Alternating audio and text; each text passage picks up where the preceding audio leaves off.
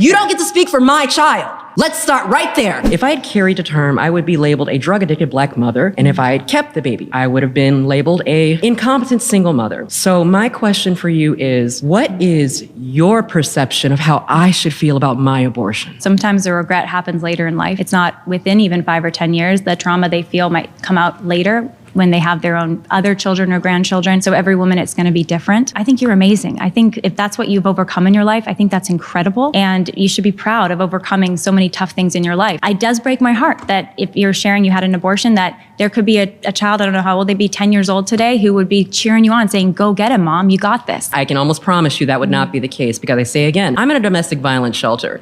I've got a dog I can barely take care of. You're you're expecting me to sit here and let you tell me how I'm supposed to feel. You're trying to scare me. I'm not telling you how to feel. Yes, you are. Yes, you are. I'm not telling you how to feel. With your statistics, but I am telling you that your baby, your statistics and your information, you are completely wrong. Because yes, and I wish someone had been helping you more. Listen, that's the other thing. Listen, but you weren't there. That's just it. Everybody always likes to say, "Oh, keep the baby, give it up for adoption." I know what our foster care system is like. But you can't tell me I would have a child cheering me on. When you place a child for adoption, hold on, you're not going to speak. You don't get to speak for my child.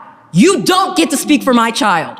Let's start right there. You don't get to speak for my child saying, "Oh, mommy would be cheering you on," or everything like that. You don't know that. You don't know that at all. You don't know what my child would be. I may not even have my child because I was so unfit at the time. Drug addiction, sex work, everything like that. Yes, I'm a proud pro-ho. That is exactly what I do. But you're telling me how my child would feel.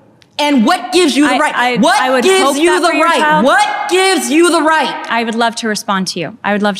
I think, yes, your child had a right to life. And I would say that I wish there were more people helping you at the time. It sounds like you were at a really rough time in your life. And I think that you mattered, that baby mattered, and you both deserved more help. That's what I would say.